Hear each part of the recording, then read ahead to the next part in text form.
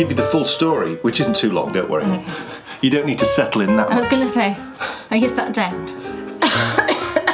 Excellent. Do I normally say good morning? No, I don't. I normally say welcome. I just forgot. It's like Valdunica. Yes, that was brilliant. With his jumpers. Yeah. Come on. Yeah. It's Lockable, removable things. The word fall originated in England. Right. And the word autumn. The word autumn. The word autumn also originated in... I'm going to give you trying to remember what these are. What are these plastic things? I still can't remember. Okay. First, get out of my knitting bag, young man. I just want to... Is that a word? Just made up a new word. The speculation. And we've got... Autumn, winter and spring, I do wear socks. Long socks. Right. No shorties after shower. That's my rule. Right. That and the rule of 3 with breakfast cereals. And we're sorted. Don't even go I'm not there going there. with breakfast cereal.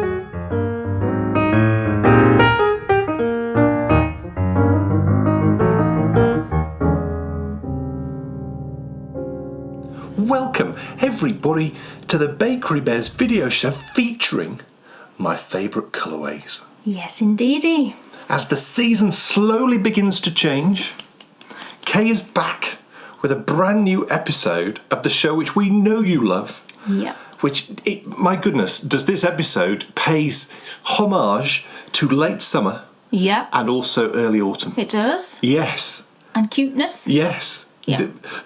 Immense cuteness. Immense cuteness. Yes. Yeah. Do you know what? We'll just tell you. It's one of her absolute favourite Beatrix Potter-inspired colourways. Yes. Yes. Now, I mean, who doesn't love a bit of that? Oh, we all love a bit of Beatrix Potter, don't we? Now, I mentioned autumn, and there is a definite rustle. I don't mean Wilson, the Denver Broncos quarterback. Watson. Yes. Not singing outside. Or the singer. That would be fun. That word. That would be... Yeah. It's been a long... Who does Russell Wilson play for? Plays for the Broncos now. Used to play for the Seahawks. New shirt, everyone. Indeed. Now, I mentioned autumn, didn't I? And like I said a moment ago, you can feel it coming, which is just marvellous. Yeah, you can, definitely. Although saying that, it's been very muggy the past few days. I just think that is... I think it was last year. Yeah, I think that's just the way it is now. That funny time of year. We've had lots of rain, like torrential downpours, which is brilliant, you know, because we absolutely needed it. But with that comes that sort of damp mugginess, doesn't it? So the rain yesterday was insane. It was insane, the rain. And we had thunder as well in the afternoon. The water was coming up out of the drains. Spraying. Well, this is the problem, isn't it? When it's been really dry and then you get a downpour. Because everything's baked hard, so you tend to get flooding. Now, there will be a proportion of our audience who perhaps, when we say the word autumn, wonders, what on earth are we talking about? Why? Because this, of course, brings up that old, interesting conversation, fall and autumn. Oh, yeah. Now, we don't call it fall. We don't call it fall, we call it autumn. Yeah. But do you know what? If you'll just indulge me for a second, I can tell you about fall and I can tell you about autumn. Is it because the leaves fall? Is that why it's called fall? Yes, but I'll give you the full story, which isn't too long, don't worry. Okay. You don't need to settle in that much. I was going to say, are you sat down? Who said that? It's like Valdunica. Yes, that was brilliant. With his jumpers. Yeah. Come on. Yeah. It's perfect. What's the American equivalent? That man that Tom Hanks played, what's his name? Oh, he did children's programmes, didn't he? He did Mr. Rogers. That's it. Yes. Yeah. Now, fall and autumn are, of course, the same season. And fall and autumn are both words which originated right here. Right here? No, not right here. Oh, right. They originated in England. Ah, okay. So the word fall... Right. Yes. The word fall originated in England. Right. And the word autumn. The word autumn. The word autumn also originated in England. The question you might be asking is, why is it over the Atlantic, in Canada and America, it's fall, and it's not autumn? And why is it autumn here? Well, I shall tell you. Basically what happened was, for generations, autumn and spring did not exist. There were two seasons. It was winter and summer. Oh. it was around the 14th, 15th century that people started to think, hold on a minute, we need a special word for harvest. Which is what autumn was. Yes. That was harvest time. Yes. So the word autumn came in. And where does the word autumn come from? Well, it's Latin.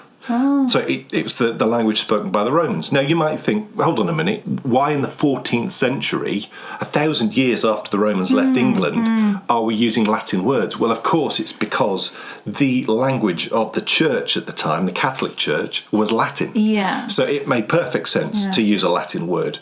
And the word that they chose, because it was harvest time, was, well, they chose autumn. It derived from the Latin word autumnus. And autumnus means enriched, ample, full, which is what they hoped the harvest would be. Right. They hoped it would be a full harvest. So we started saying autumn. Now, this new season that had suddenly been created, even though it had always been there, it started to fascinate poets. Right. Poets just loved it. They would write things all about it. And sort of during the 15th century, late 15th century, they wrote, I don't know which poet it was, but someone wrote a poem about the spring of leaf, which was spring, and the fall of leaf, which was autumn. And that word became fashionable. Right. For about 150 years, it became fashionable in this country to call autumn fall. Right. And what happened in that 150 years? The Pilgrims set sail and went off to America. And they took the word with them. They took the word fall. Amazing. Now, what happened was, very quickly, like fashions do, it fell out of fashion. Right. So, okay, 150 years, maybe 200 years, we were saying fall, but then it just fell out of fashion. And we reverted back. By the early 17th century, really the late 16th century, we'd reverted back to pretty much autumn. Fall had virtually gone. But in America, that word never died out. Amazing. And that's the reason why That's so cool. So we should call it fall as well then. If we sort of want to be cool 15th century, 16th century poet-like people. Definitely. But it's quite cool when you think about it. Spring of leaf and fall of leaf. Brilliant. And also super interesting that there was only 2 seasons. Yeah, I know. So the 4 seasons were actually invented completely by man. Right. Well, yeah, of course. Just like time. Yeah, do you find that interesting? Yeah. Time doesn't actually exist. No, I mean it was an invention of man. I was watching an old Michael Portillo show. Sounds like a chat show. It does, doesn't it? Saturday One of his evening. railway programmes yesterday. Michael Portillo show. And they were talking to someone about time and how really not that long ago when the trains sort of first came in, I can't remember exactly when it was. I can't remember exactly when it was. It must have been in the 1800s. But time wasn't a constant even in this country. Yeah. So London time was London time, and then it varied depending on where you were in the country because of the sunset and the sunrise. Yeah, that's cool. And the porters, the railway porters, used to keep their watches on London time, right, so that they knew what was going on in London. It's such an interesting thing. It's a weird time. It's such a, if you actually sat and thought about it, it's very. It's great to get rid of it and to not think about it. I love that then. Yeah. Because then you can read a book for as long as you want. I was also watching something. It was Michael again. It was one of his European ones. And he was talking to this man about Albert Einstein. Right. And obviously theory of relativity and time. And he was talking about time again. Yeah. And how he sort of came up with this, theory. And basically it's like if you're enjoying yourself, time goes really quickly, doesn't it? But if you're not, then it drags. It's that kind of concept that time isn't I don't know the word for it, but you know what I mean? It's sort of fluid and feels different. Yeah, definitely. It's the relativity thing, I suppose. Speaking of time, we've got a show to do. And my goodness, it's a corker because, ladies and gentlemen, it's fair to say that Kay loves designing patterns. Yes. In fact, I'd go as far as to say it's your passion. I do enjoy it very much. And, like everything, there's different types of patterns. And every so often, Kay releases something that certainly rocks my world. Oh. If you look back through your releases, there are certain patterns that are like, hold on a minute, there's something different here. Yeah. This is something a little bit special. And, the ones that are the most exciting are the ones where, I don't know if push the boundaries is the right, but that's what this brand new pattern, which is launching today, feels like. You know nothing about this, unless, of course, you are a patron. Yes. If you are a patron, you saw it on our last Patreon show. But the rest of the world knows nothing. We've kept this completely secret. Yes. And, Kate, I think you should show everyone your brand new sock pattern. It's a sock pattern. And these socks are called the Swirly Woo socks. Oh, my goodness. How cute. Because they swirl. Here are the Swirly Woos. So there are two, as you can see. So it's a design that uses, as you can see, 2 colours of yarn, which in itself I think is fun. And it just that element of it is new for me. You know, I've never done anything like this before. And they do this cool diagonal swirl. I mean, it's just amazing.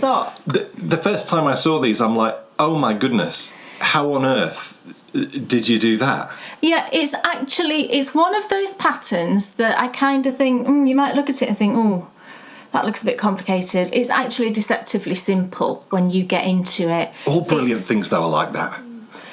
Well, I hope it's true. So. I hope so. But yeah, it is deceptively simple. You know, you don't need any special skills beyond having knit a few pairs of socks before, you know. So it uses, I don't know if you can guess or not, but it uses a slip stitch pattern. So the only thing you have to be careful of with these is to watch your gauge. Now, I have detailed all this in the pattern. They've been test knitted and we've gone through a whole process with regards to gauge. So as long as you get the gauge which is stated in the pattern and it isn't any tighter than that gauge, then, you know, you'll be good to go. And these fit both me and Bryony really well. Then I'll take one off and I'll show you the sort of stretch that there is. Because I know that with slip stitch patterns, I think you can be a little bit cautious over it. And quite rightly, you know, because it does have a tendency to pull in the fabric.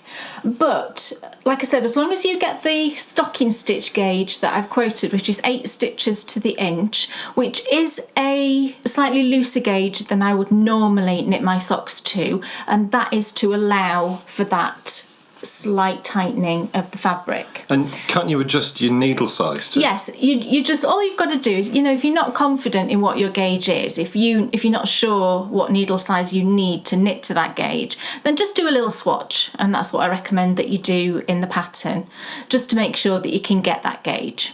It is really nice and stretchy, you can see. It is really nice and stretchy. There's no issues at all on the foot because you've got that section which is just plain stocking stitch. So you've just really got to watch it on the leg. But, you know, I've actually knit almost 4 of these socks with sort of adjustments and changes and swatches and all of that. And, you know, like I said, they fit me perfectly, they fit Bryony perfectly, and we've both got quite high, broad insteps. So, you know, that's always a good judge for me. So the most fun element of this sock for me is the yarns. You know, you get to play with 2 colours of yarn. And I just love how it looks here, you know, with the stripes and the contrast with the swirls here. It's so fun. To me, they look like the most addictive socks ever. They are, and they're actually really quick to knit as well, because I had to re-knit a sock because I was making some changes, so I had to re-knit a whole sock, and I actually did it really quickly. You know, I surprised myself. So because of the slip stitches, because when you slip a stitch it's quicker than knitting a stitch, that does make them quick to knit, I think. So the 2 yarns that I used are these. This one you've seen me dye. This one is Fairy Garden, and this is a colourway that I dyed up. And then the gorgeous blue, isn't that beautiful, is from Pixie Yarn, and the colourway is called Wonderland, and that's Pixie Yarn, both fingering weight. So, you know, I think it's just the scope of being able to play with 2 colours, which is just the most fun thing. I just had such a fabulous time choosing my yarns and swatching and playing around with it. You just need to make sure you've got a really good contrast. And again, I've detailed that in the pattern, recommending that you do have a really good contrast with your colours.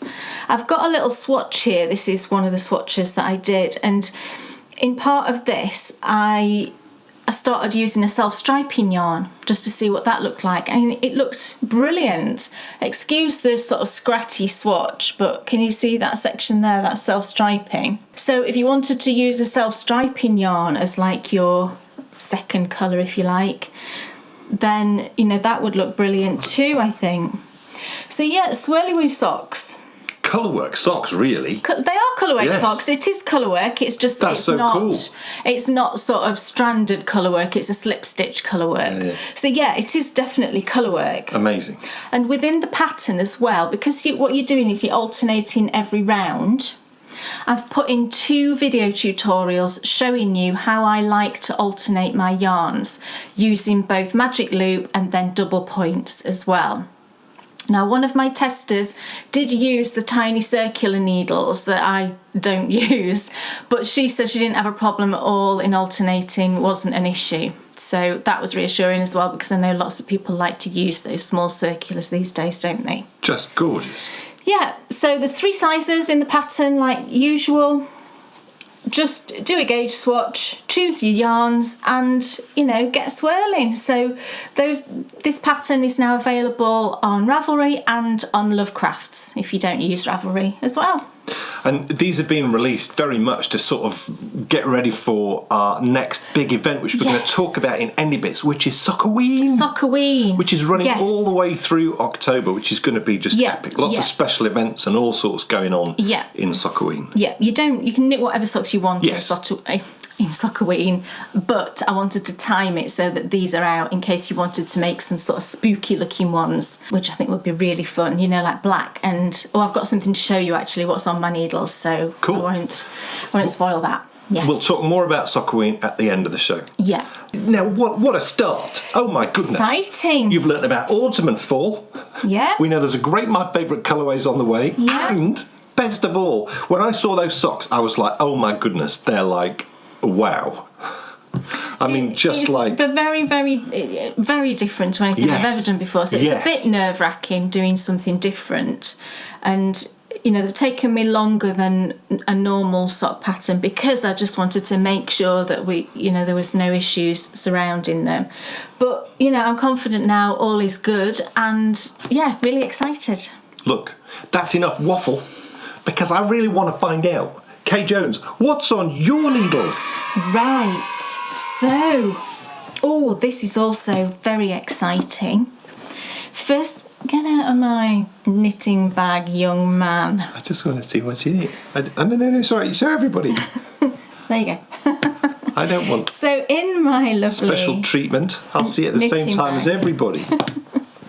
And a clue to what's in this knitting bag is I'm using my Once Upon a Time themed bag, or I like to think it's Once Upon a Time themed. Now, this is not the project that was in here last time, because I've finished that project. This is... Because I've been that project. No, I have not. This finished over there. I ripped it out. Beautifully done and finished, and I'll show you those later. But no, these are Dan's version of this same sock. And it's the Rumple Socks. Woohoo! Now, I cannot wait for these, because I love ribbed socks, but Kate can't stand knitting ribbed socks. No. But these are a ribbed sock. You love knitting. That I really love knitting. So I've actually finished one. I finished this yesterday. I couldn't believe it. I sat down. Can I have it then? Just this one sock. Yeah, I mean, I was tempted to let you try it on last night, but I don't like to do that. Yeah. I don't like him to put them on his feet until the pair's finished. I'm just a bit funny like that. I don't know. Do you know what? I don't know why. I get so excited about rib socks. Those ones that I put my foot through. Those were amazing. Those took me all over the first season of walking the dales. Well, I really hope you like these, because I'm really, really enjoying knitting them. Yeah. So it's the Rumple Socks that I was knitting last time that I spoke to you about for Bryony, and I'll show you those finished in what's off my needles. Amazing. And I'd started a pair for Dan, if you remember. Well, I finished the first one. I'm putting it on a large blocker, but it comes off the end of the blocker because Dan's feet are so long. I haven't blocked this yet, but look. Beautiful. How fun. The colour's washing out a little bit, actually. It's much sort of more deep and intense than that. But you can see the blockers there, look, and it really, they come like all the way. But yeah, these are the Rumple Socks. I've just done shorties for Dan, because he likes shorties, don't you? Yeah. Even though it's, I suppose, coming into autumn, but still, it's you wear shorties all the time, really, don't you? Yeah, I mean, yeah. If it's a cold day, then I'll put on long socks. Yeah. If it's a cold day, but I'm wearing warm trousers, then I'll wear shorty socks. So complicated. His system is so complicated. If it's a summer day, I'll wear shorty socks. Oh, whatever. But if it's bedtime, oh God, after shower, you don't wear any socks. Autumn, winter, and spring, I do wear socks, long socks. Right. No shorties after shower. That's my rule. Right. That and the rule of 3 with breakfast cereals, and we're sorted. Don't even go I'm not going there with breakfast cereals. I'm just saying. We haven't got a pantry big enough to house all the cereals Dan needs. But you know, when we get, do you know what does my head in? You go to the supermarket and they suck you in. I mean, I understand when you buy in quantity, you can buy at a cheaper price. But what are you supposed to do when you've got a box of Rice Krispies, which are big in the first place? Yes. And the huge one is cheaper than the one we normally buy. I know. So we can buy 900 grams for cheaper than we can buy 500 grams. But it's massive. There's not enough room. I'm not kidding you. It won't fit on the shelf. No, it won't. It's ginormous. It's insane. But you get sucked in because, you've got to watch the pennies. Don't, honestly. Right, so back to Dan's lovely socks. I took it off the blocker just so I can hold it a bit closer. So yeah, these are Dan's Rumple Socks. And you can see how sucky and ribby it is, because here where the rib is, you can see that the leg is actually pretty much the same width, because it's just a sucky in. You can see how stretchy it is. So with Dan's socks, because these are 72 stitch, what I did was I actually designed a specific rib. It's not a straightforward 2x2 rib. I don't know if you can tell that from looking at it, but I actually designed it so that it would flow directly into the stitch pattern. I can't stand it when you see a rib and then a stitch pattern just starts and there's no flow into it. Sometimes it doesn't really matter. If it's, I don't know, maybe if it's a texture pattern, a quite close texture pattern, it sometimes won't matter. But sometimes when you've got something like this where there's a flow of stitches going down, I'll do everything I can to make sure that the rib flows into the pattern. So I designed a particular rib for the 72 stitch and the 56 stitch to make sure that happened. And the yarn I used is, I told you about this yarn before, but I dyed this myself, and I dyed it in a way where I knew I would get half or approximately half of the skein to be less intensely coloured than the other half, because that happens quite often, doesn't it, when people dye yarn. Depending on the technique that's used, you can get half of the skein sort of a different colour to the other half. And I just thought, if I do that, then I'm going to try knitting a pair of socks and use the middle of the ball for the cuffs, heels and toes, and then pull from the outside for the rest of the sock. And it seems to have worked really well with this first sock. You can see a difference between, the cuffs, heels and the toes and the body of the sock. So we'll see what happens with the second sock and whether we get any sort of difference. I have started the second one. I've just got the pattern started there. And I'll just see what happens, because these are shorty socks, but then the foot is super long. Dan's feet are about 12.5 inches long. Do you know what I didn't realise? I had no clue that, because over the years we've had a lot of messages. I think all the messages with regards to people saying my husband's got similar sized feet to me. Yeah. It's normally come from America. It's normally been people in America. Right. Well, actually, the shoe sizes in America are different. Yes, they are. In America, I'd be a size 15, wouldn't I? Probably. I don't exactly know what the differential is. Well, but when the latest pair of shoes, one different. I don't know. I'm pretty certain the latest pair of shoes I bought, I looked. Right. Because it said on it I'd never really looked US, before, and it said UK 14, US 15. Right. So actually, I've got a size 15 foot. In the US. In the US. Yeah, I'm a UK 6, right. which I think in the US might be an 8, but I don't know. I'm a continental size, so EU size, I'm a 39. I've no idea what you would be, continental. Well, late 40s. Yeah, high 40s, I would have thought, but I really don't know. 47, no, I think it's more than 47. I think it might be 48, 49. Oh, I don't know. No idea. Anyway, first sock done, second sock started, and I'm hoping, we'll see how it goes. We might get, once I start into the body of the sock, I might find that it does start, the intensity of the colour does start to sort of dissipate a little bit. But that's fine, this is an experiment. We're going on Dan's feet and he won't mind if one sock looks tiny bit different to the other, but I think it's worth experimenting with. It's all about like the fit for me. Yeah, and I'm hoping these fit really well. They're, having that being based on that rib, they are super stretchy. The only criticism I would ever give to wool socks is, and it might just be me, but I would have thought it's the nature of wool, and that is, if they're not ribbed, they can sometimes lose their shape a little bit. Yeah, they absolutely can. They can get baggy, can't they? Ribbed socks never get baggy. No, because they always slip back in again when you wash them, don't they? Well, I actually find as well that after I've been walking for the day, if I take off a pair of non-ribbed socks... They're massive. If I take off a pair of ribbed socks, they come off and they look pretty good. Right. So, I could put them on, not that I would, but I could put them back on again and go for another walk and not have a problem. But in this sock, I put in a square turn with this pair, because normally for Dan I always use a French turn, because you end up with more stitches across your instep to decrease with a French turn than you do with a square turn. So if you've got a broad instep, then I find using a French heel turn is really useful, because you've got, as you decrease, across that portion here, you've got more stitches to decrease, so you've got the fabric will be slightly wider. But because this fabric is so stretchy, I thought I can get away with a square turn, and it gave me the opportunity to just try again this little technique that I've I don't know whether I've developed it, I don't even know, but I don't know if anybody else finds this, but when you do a square turn, you sometimes find that where this sort of line of stitches is here, they can be kind of loose and gappy. So I tried a few things and it's really tightened it up. So when I come to do the next turn on this pair, I'll hold off and I'll film a tutorial on how I did that. Cool. So our patrons can see what I did to sort of tighten up those stitches, because if I hold it close, can you see how that's nice and neat now?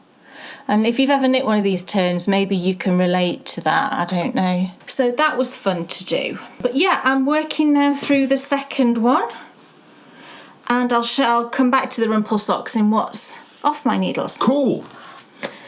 Dan Jones? Yes. What's on your needles? You give your voice a little rest whilst I wax lyrical about the Hadrians Cowl. In other words, shut up, Kay. That's fine. Well, no. She gets tired voice. She gets tired voice syndrome, don't you? Well, I think anybody does when you talk a lot. I don't normally talk a whole lot through the day. I know, it's wonderful. It's just me and Dan generally, and Bryony, obviously. She's back to school. Huh. Bryony is, of course, our lovely daughter. Yes, and later on in the show, you're going to be seeing some marvellous Sockoween graphics. Oh, yeah. Which she designed for us, which we're going to be using for our lovely Sockoween event. Yes. And also, as well, we shared it with our lovely, because it's a patron exclusive event that you can get involved with. Just sign up to be a Baker Bed patron. Yep.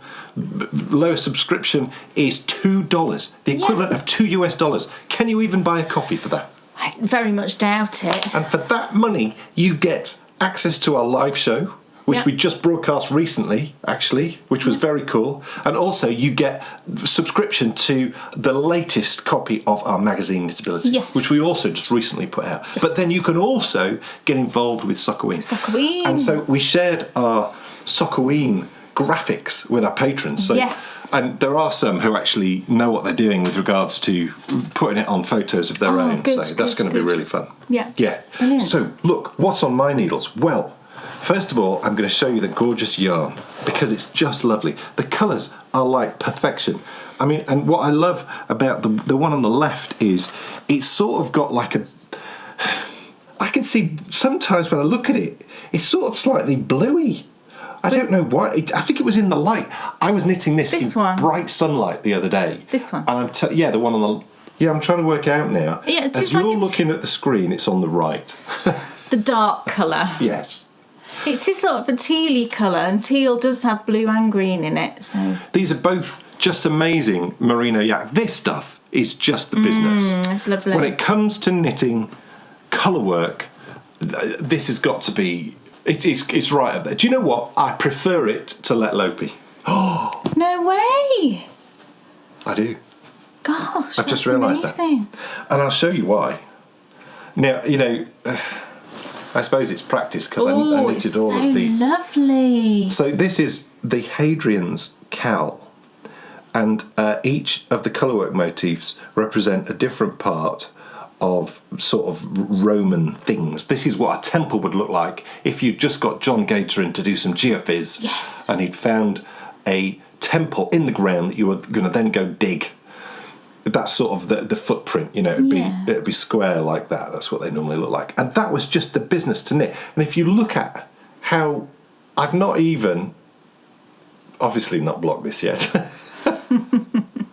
Yes, I like to block my work as I go. No, some people do. Oh, in that case. I've seen I take it all back. Do you know, I've seen people do this. That seems a bit odd. Well, why don't you just do it once when you're finished? The reason I've seen people do this is if, for example, you were knitting a jumper and you were knitting it, I don't know, top down probably, and you want to make sure it fits. I've seen people... They use these cord things, I don't know what they're called, and you put all of your stitches onto these cords, take them off the needles and onto these cords, and then try it on. So I've seen people who block that piece, try it on, and then put it back on the needles. And it all makes sense to do that, but it's like what I've just said about I'm not letting down where just put one sock on, it's got to be finished. I would never ever do that. There's something about... For me, blocking it means it's finished. Yeah. So, yeah, it's weird, isn't it? So, I've done the first section. I'm now working through another section of the darker colour, the tealer colour, and then I'll be into the next bigger colourwork section, which is going to be really fun. I'm really looking forward to the centre section. Yeah, that's really cool. It's cool, and it's quite sort of challenging, but not too challenging. It is. But just, you know, the whole reason why I said I prefer this to Let Lopey is just look at how it sits. You know, unblocked. Look at how this is sitting. It's blooming perfection. If I got myself, you know, fast enough and good enough, imagine knitting a jumper in this. Yeah, they're lovely. Oh, I need a moment. It's definitely skin soft. There's a teeny tiny prickle. Would you like to compare it to the Let Lopey I have over here? Compared to the Let Lopey, it's like cashmere, you know. It's Now look, Let Lopey is amazing in the wearing, you know, for out in the field, literally, you can't get better than a quick fit fitter. But this, do you remember those adverts? Yeah, I do. Don't think they do them anymore. No, they don't. They're sort of dancing around the like. But quick fit's still there, isn't it? Any old eye. That's the way. Quick fit's still there, though. It is. Right. Yeah, I should go in, shouldn't I? You can't get better than a quick fit fitter. See if anybody's ever see done if they remembered. I mean, you get punched. You literally will get punched. But look, that's my Hadrian's Cowl. Loving it. It's marvellous. Watch this grow, baby. Kay Jones, what else is on your needles? Oh, do you normally say that? No, I just said for effect. An extra little thing. This sort of goes back to my swirly woos a little bit. Well, more than a little bit. When I was knitting those, I thought to myself, oh, do you know what? I think these would look great in DK weight. So I waited until I'd finished everything, you know, finished the pattern, done everything. It was off to testing. It was nearly through testing. I thought, right, I'll allow myself now to cast on a DK weight pair just to give it a try. I'm just doing this really for my own amusement, I guess. Well, that's what I'm doing this for. Oh, well, you know what I mean. It's just a, most people. yeah, I know, but that I think when you do a lot of knitting that's design work, it's just... That's what I mean. I just wanted to see what these would be like in DK weight. Yeah. I'm happy to report that I think it's absolutely brilliant. So I'm using a yarn that I've used before for DK weight socks. This yarn I used for a pattern that's out there actually that's DK weight, and it's called the Choose Your House socks. Sorry. What was that? I was trying to say the word. I'll stop. I thought that was like a... Some gas leaking. Yeah, or something. I was trying to say the name of the yarn. Oh, right. I stopped. So the Choose Your House socks I designed as part of the Harry Potter series that I did. Gosh, I don't know, 2-3 years ago now. Yeah. It's a DK weight pair of socks. There's 3 sizes in there, and it's got like a really pretty texture pattern on. And I use this yarn for knitting those. So I knit, I think, 3 pairs. Or something like that, or 4 pairs, I can't even remember, for those socks. And I've been wearing a pair of those for the past couple of years, and so has Bryony. And it's worn brilliantly well, so I thought I'm going to use that yarn. And the yarn I'm using is by these people. Now, I know a lot of people say sheepies, don't they? And I would probably say that as well. I know that's not how you say it. I think it might be something like skipias, but really not sure. But it's sheepies, let's say, merino soft. It comes in 50-gram balls. It's a really good price, and it's 50% superwash merino, 25% microfiber, and 25% acrylic. So effectively, it's a 50-50. What's microfiber? Well, isn't that what those cloths are that I wipe the shower down Yeah, with? they are. Yeah, it's really kind of soft, isn't it, microfiber? Is it good at... Hold on a minute. It's effectively, I would have thought, a man-made nylon-y type thing, isn't it? Can I just ask, though, is microfiber supposed to be like one of those things which is naturally wicking? You know, it naturally sucks in moisture? Maybe, because you do see it a lot on, like, cloths, don't you? Yeah, and that, to me, says perfect, then, for socks. Yeah, maybe so.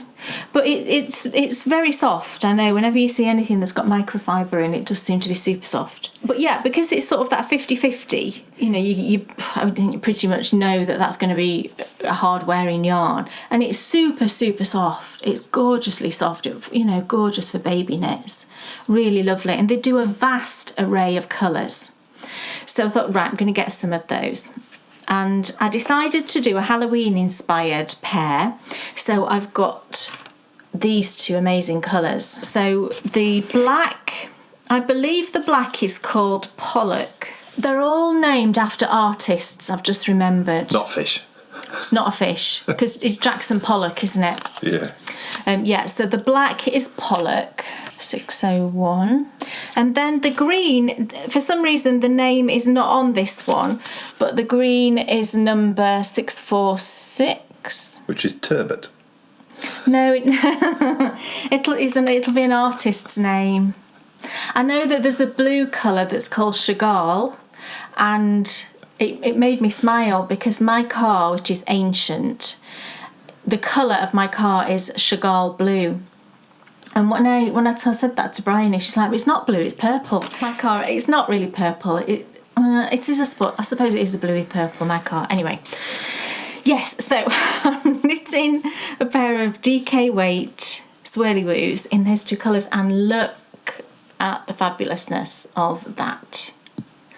So, you know, the reason I'm showing you these is because, you know, although these are DK weight, you know, if you were to get fingering weight in similar colours, you know, this is the effect you would get on the swirly woo socks in fingering weight. Doesn't it just look amazing? Look at it on the foot. And of course, because they're DK weight, they're knitting up so much quicker. Look, how cool is that? And I've gone up a needle size from what I would normally use for DK weight socks, just to allow for that slip stitch pattern. And they seem to be fine, you know, judging on, I mean, if you see how stretchy they are, knowing how DK weight socks normally behave, it looks good to me in terms of the gauge and everything. What are you doing? You look like, I don't know what you look like. You look like one of those old ladies that wears those tea cozy hat things. Yeah. Made me think of Elfrida in the winter solstice, because she wears one. So I just love it. And, you know, how sort of witchy are they with the colours? They just had some brilliant colours. I almost went for like a bright purple and black. You know, you could do Christmas themed ones, couldn't you? With red and green, or red and white, or green and white, or, you know, icy colours like blue and a cream, you know, whatever you wanted. But I just love how they're working up. And then the last thing I'm going to show you on the swirly woos, actually, whilst we're talking about it, is I did cast on another pair of fingering weight to record the tutorials, just to show you how I alternate the yarns. And I wanted to just quickly show you those colours as well, because I think it's just beautiful. Oh, isn't it gorgeous? And I dyed these 2 yarns, so it's like a sort of, I don't know, that deep sort of purplish berry colour, and then this pale pink, and it just looks beautiful, I think. So I just really wanted to show you that as an extra little sample too. Yeah, so, oh look, I know, I was just looking at that. Oh my gosh, I've totally dyed exactly the same colour that you're knitting. That's amazing. I'll be honest, yours is a bit nicer. Well, we should hold that up and show everyone. I mean, you know, the Lelope is perfectly lovely, but, I know, but look at the sort of, you know, the tonal speckly, you know, range of things going on in that. I don't think I wrote down what I did for this. Well, that's fine. It's, you know, sometimes it's good to have lightning in a bottle, isn't it? It's something completely, you know, one-off and original. Just move on, dear. Move on. Okay. Move on, dear. Yes, yes. You know, you know how much I love it when you call me dear. Yeah. That's that's that advert, isn't it? Oh, Michael Winner. Yeah. What did he advertise? Was it something old? No. It was something to do with car insurance, and he used to say that. That's who I was sort of emulating. That was a classic advert. Michael Winner. Didn't he direct something like Death Wish with Charles Bronson? Did he really? Something like that. Wow. Something absolutely classic. Very classic. Those were the days. My brother used to love those films when I was growing Delta up. Force he was with Chuck Norris. Oh, my mum loves Chuck Norris. She thinks he's great. I know, how bizarre is that? An 86-year-old woman loving Chuck Norris is very odd. But I tell you what's bizarre. The decision that Kay and her mum took when you were about 18, was it? No, I must have been a bit younger than that. I know what we'll do. Let's sit down and watch Alien. I know, I do remember It'll be marvellous. I do remember sitting and watching Alien with my mum when we were both knitting. How weird. Why? Let's sit and knit and watch Alien. Why? And, you know, I haven't watched That'll Alien, be right up I my don't street. think, since, to be honest, because it's a horrific, awful, horrendous film. I don't go near it. I think it's an extreme. I would not choose to go watch it. It's a brilliant film. But it is superb. Yes, it's brilliantly when you done. consider when it was made. Absolutely. And I was listening to a podcast with Stephen Tobolowsky, and I've mentioned it before. Yeah. I can't remember, the Tobolowsky Files it's called. And he was talking about a party that he went to back in the late 70s, or was it the early 80s? I think it was the late 70s.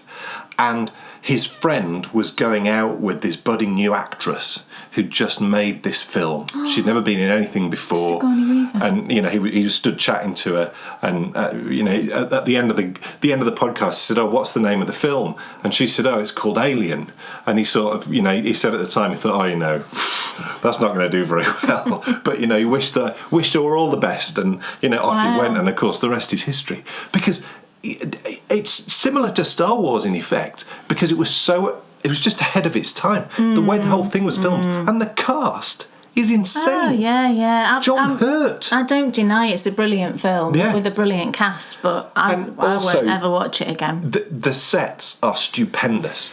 You look at that film and it just does not look dated. No. It's really clever. It's terrifying, though. Terrifying. Yeah.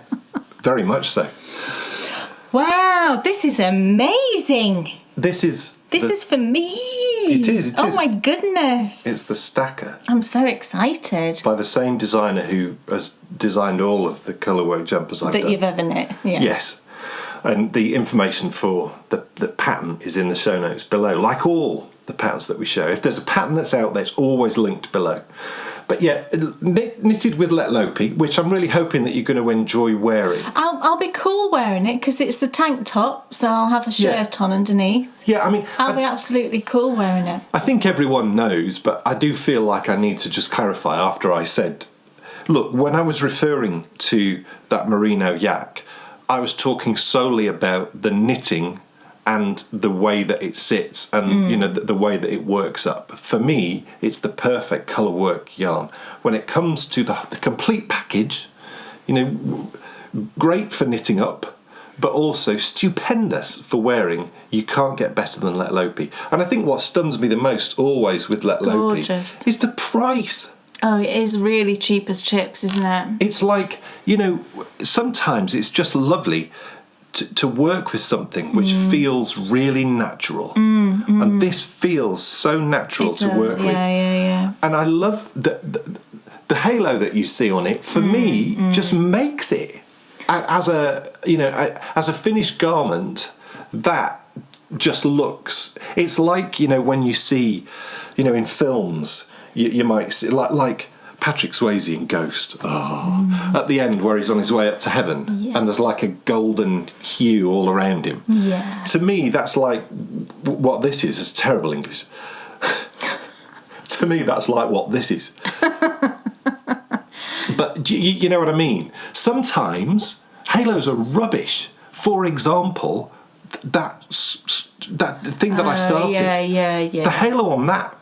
And what was that yarn? It was just garbage. It had a lot of acrylic in it, didn't it? I can't even remember. And so it was single ply. I mean, this is single ply though as well. But it's when you say halo, it's different because it's the individual fibres. Yeah.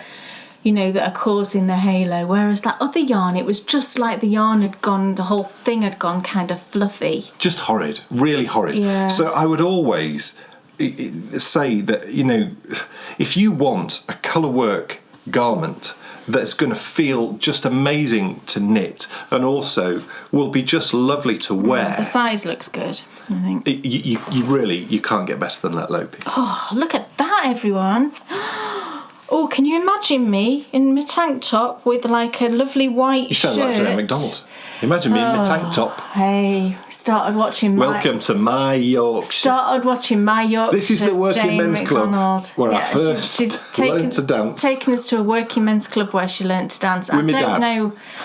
What is she saying? Is she saying people come and visit this club? Is she saying it's a great attraction? It's the most self-indulgent programme I've ever seen in my life. It's really more the story of her life. Yes. If you're interested in that, go watch it. We're watching it because we love Jane, you know. She's great.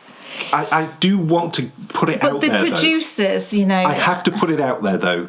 I've lived in Yorkshire my whole life. Me too. And her Yorkshire is not my Yorkshire. Me neither. And it never has been. Me neither. It is a different bit of Yorkshire, and I think... But it's a very small bit of Yorkshire. It is a small bit of Yorkshire, but, you know, everybody's Yorkshire, where they're from, will be a small bit of Yorkshire, probably, won't it? It will, but hold on a minute. Yorkshire's a very big county. It is, but... First of all, I would never deem to call it my Yorkshire. Well, no, I wouldn't either. It's the world's Yorkshire. I wouldn't either. And also, you know... When you think about Yorkshire and you think about the lovely places, the list is vast. It is, and she seems to be spending most of her time in Wakefield town centre. Yeah, which, you know, let me tell you, it's not a particularly nice place. No, you know, I mean, that's where she's from, and that's her hometown, and she loves it, and that's brilliant. But likewise, I wouldn't take you to my hometown. Which is? Well... Where were you born? Rotherham. And is that a lovely place? There's your answer. I haven't been for a long, long time, so I wouldn't like to comment. Well, I can comment to an extent because I worked there for a period. So did I. Yes. So did I. Yeah, so I think we can comment. I wouldn't choose to go to Rotherham. No offence to anybody who lives in Rotherham. I've got relatives that live in Rotherham. Yeah. I was born in Rotherham. Yeah. I've got nothing against it. But if I was making a programme, I wouldn't spend a lot of time there. In Rotherham. And she's just all the time. She's in Wakefield Town Centre saying, oh, this is the shop that I used to buy my sweets in. And it's not a sweet shop anymore. And there used to be a cinema here, and it's nothing like that now. It's a car park or whatever. I don't know, you know. Each to their own, I suppose. Your Yorkshire's not my Yorkshire, Jane. No. And I'm very glad about that. But look. But yes. Gorgeous jumper. Beautiful. Lovely tank top. Can't wait to have it. And a white shirt, jeans. I think I'm going to look cool. We're off. Yes. What else is on your needles? So, careful of your needles. The last thing I've been working back on, and I'm nearly done actually, working back on. It seems to be the show of terrible English this time. But yes, I picked back up my bedtime blanket because it had, I mean, it's not technically really cool enough yet, but I was just angry that I couldn't work on it. So I throw off the duvet and I just have this on me when I'm working on it. It is gorgeous. It must be nearly done now, I think. I'll take the whole thing out, and then the colour that I'm working on. It's really too big for that bag now, even though that's my most giant bag. So this is my huge sort of garter stitch blanket that I've been knitting for ages now, isn't it? And I put it down for quite a few months just because it was just too hot. Just too hot to have all of this fabric on my knee. You might have to help me pick this up. I've tweaked my sciatica in my back, so I'm struggling at the moment. So here it is, look. I think the last time I showed you I was here. So I've added in about 40-ish grams. So two 20-gram minis have gone into it since I showed you. And it goes all the way down, all the way down, all the way down to here. It smells so great. It's very woolly smelling, isn't it? Oh. Do you like that smell? Yeah. Oh, I love it. It does smell very woolly, Yeah. I know. I sometimes think, do I like that sort of woolly smell? It doesn't smell... That, to me, smells like a really nice jumper in a posh shop. Oh, gosh, does it? Yes. Right. So, in Barker's, in the men's department, Yeah. looking at, like, what are the really expensive jumpers? Like, I don't know, Barber or Pringle or... No, do they have Pringle? Is Pringle really old-fashioned? A San Michel jumper. What's that? St Michael. Can you still buy St Michael stuff? I don't think they call it St Michael anymore. Oh, That's Marks and Spencer's, if people will know from this country, but Marks and Spencer's it makes me think of... is a shop that is not like it used to be, very, very sadly. It's sort of like a clothes shop, but then they do have a food department as well. I remember my first job, which was in a clothes shop, and I had a St Michael shirt and a pair of Farrah's. I felt like I was 65. Yeah, it was marvellous. And I used to stand upstairs in the menswear department. Which shop was that? It was... Were you like man at CNA? Yeah, sort of, but it wasn't CNA. Oh, I miss CNA. CNA was good. Yeah. It was an independent clothes shop. Right. And for some reason, my mum knew the owner, and we went in to help with the stocking out or something or other at the start, and then she offered me a job. So I used to work upstairs in the menswear department on a Saturday. Yeah, Saturday job. Yeah. And I can't really say I enjoyed it very much. No, I can't really see you because you're not interested in clothes really hugely. No, not really. But it was on Coney Street. It was not far. Oh, right. If you come out of Marks and Spencer's, and you walk up the street with the trees. Yes. And then it was on the corner on the way up to the market. Oh right. Yeah, I know. Oh, happy memories of shops that used to be independent clothes shops. Shops that used to be good and are not good anymore. Well, it's not even there anymore. Most of them. It's gone. No, I was talking about Marks's. Oh, yes. Marks and Sparks. So I'm knitting this blanket using 2 strands. I'll double it over now, that's fine. Thanks, darling. Using 2 strands of fingering weight held together. And I'm doing all shades of pink. As you can see, it's just a joy of pink. That's the wrong word. What would that be? Just show us the blanket. Okay. Show us the blanket. And I've just started my 4th skein of the background colour, so I'm just using an undyed skein for the background. And then all of the others are 20-gram minis in all different shades of pink. So I've just started putting in this really intense bright pink, which I thought would be fun. Like I said, this is the start of my 4th skein. So that means I'm knitting 300 grams of that, but then there's also 300 grams in minis. So currently it weighs about 600 grams. That makes sense, doesn't it? And that is quite heavy for me to lift up. I'm just being careful with my back. But yeah, it's quite long. Oh no. Well, all right. That mini went on the floor. It is quite long now. So I think I'm actually almost there. I won't need all of that I won't need all of this. I might do maybe 2 more stripes, so maybe 40 more grams going into it.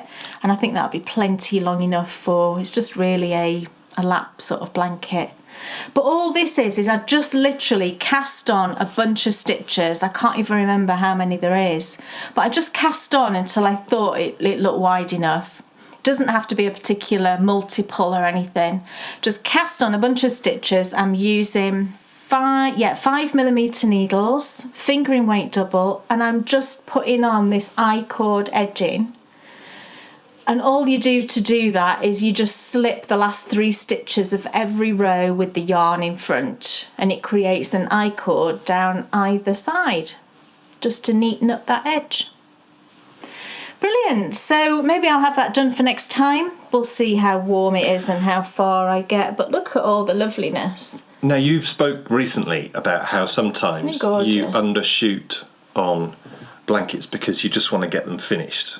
Yeah, and I haven't. So make sure you don't with this. No, I absolutely haven't. Go so it's as big as you really want it to be. I will, because, the most it will be is another full 100 gram skein. It definitely won't need to be longer than that. So if I do that, I will have used 400 gram skeins for the background, and then there'll be 400 grams in minis. So it'll weigh 800 grams, which is a really nice weight, I think, for a blanket. But really enjoying it. It's really nice to be back working on it, and just simple. It's just simple nighttime knitting. I love this speckly one that I'd put in here. Isn't that fun? It's super speckled. Yeah, I know. And did you say what that one was? I've no idea. Oh, sorry. I shouldn't have brought that up. I know, you shouldn't have said, should you? Do you think that that's going to be it's one of the ones skein. that was in your birthday present? No, it wasn't, because they were 10 grams. Oh, okay. These are all 20 grams. Oh, shut up then. So it could be from anywhere. It could be anywhere. But it's lovely. I've just literally went through my stash and got 20 gram minis, or I wound off 20 grams from a full ball. Who's ready to celebrate the end of summer and the start of autumn? We are. Say me. Me. Me, sir, me. Do you remember when you were at school, when you really wanted to be the person who was picked, you would do this? And hold your arm up. Yeah. So you could get it really high. me. And then you'd be like... That's me when you ask, oh, you see, I shouldn't have done that. Now you've pulled your shoulder now. Well, no, I don't do these things when you're old like we are. I know, it's terrible. You're not 10 anymore. Yeah, I know. It's no good. Oh, those were the days when you could stick your arms or your legs anywhere you wanted and not pull something later. Really? Or immediately. Terrible. Yes, if you're ready to celebrate the end of summer and the start of autumn, we've got the perfect way to do it, because Kay is back with a brand new colourway. Well, it's not brand new. What am I talking about? With a brand new episode. Yes. Featuring 2 of her absolute favourite colourways inspired by the wonderful Beatrix Potter. So, let's sit back, relax and watch the very latest My Favourite Colourways.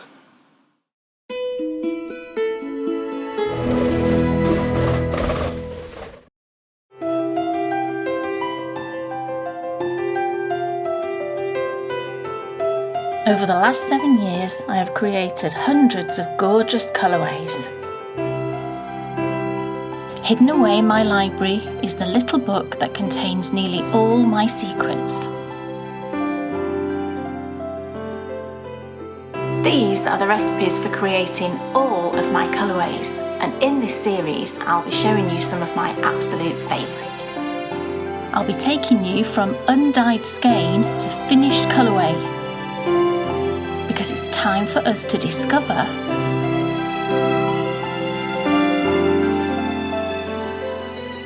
Welcome everyone to another My Favourite Colourways. Now today is a lovely one for a few reasons, but primarily because we are now in September, everyone. Well, you all know we're in September. And those of you in our half of the world, that means we're approaching autumn. It'll be autumn officially in a couple of weeks. So that's really, really exciting. Even though it's still really warm out there, there is this, the merest hint of autumn. And today's colourway it's kind of inspired by that change, with that move from summer into slightly cooler weather. And when I tell you the colourway, you might think, well, what's that actually got to do with that change? But it's sort of, the colourway itself, when you look at it, it does have hints of autumn in there. But the theme of it is kind of something we more associate with summer. So it's those two things together. And this is a colourway that I did dye up a few times and I sold it. So some of you out there might have used it or might still have a skein stashed away. I am changing it slightly. I'm changing one of the colours actually, because I've got a new colour that I wanted to try in it, and I have tried it and it's lovely. So I am changing it slightly from the ones that I did sell. But it's the inspiration for the colourway, it's actually from a Beatrix Potter story, and it's from the tale of, is it Miss or Mrs. Tittlemouse? I'm not sure, but it's the Tittlemouse tale. Whether that's Miss or Mrs, I'm not sure. And it's not actually the mouse itself. It's another little creature that was in there, and there was a beautiful painting. I mean, all of Beatrix Potter's paintings were beautiful, but there's a really, really beautiful image in the story of this particular character, and the character is called Babbity Bumble. So that is actually the name of the colourway. I called it Babbity Bumble. And we are going to do a coordinating skein as well with that I called Sweet Like Honey, because it's the whole bee theme. So we've got a bee theme going on this time, which I think is lovely. So bees, I think we do very much associate with summer, don't we? So Babbity Bumble is the colourway today. So there might be one or two of you out there that go, oh my goodness, I've got one of those still in my stash that I haven't used. And the colours that I've used, I did take inspiration from that Beatrix Potter image. One of the colours might surprise you actually, but the colour is in there. And I'll explain that a bit more when I tell you what dye colours we're actually going to be using. And then the coordinating skein that we're going to do today, it had to be a golden honey coloured sort of skein, but you could go with a few options for your coordinating skein, and again I'll talk about that when I talk about the colours, because if you want it to look slightly more autumnal and a little bit Halloweeny, you could actually change the colour of your coordinating skein, which is perfect for the season that we're sort of going into. So I've got my book, which does actually have bees on, which is lovely, and I found the colourway in here. I've marked it. This book's an absolute disaster. Pages are falling out. Oh, look. Totally falling out. And I wish I'd made more precise notes, because I think at the time, I used to just think, oh, I'll remember precisely what I've done. I'll just jot it down. Let me tell you, you won't remember. So I have actually retrialed this and it's all good. So we're ready to go. Whoops, you see another bit falling out of my book. But we're ready to go with lovely Babbity Bumble. We all love bees, don't we? And well, I think we all love bees, and it's just such a lovely theme and great for this time of year, I feel. So let's get on and see exactly what we're going to need to dye up our lovely yarn.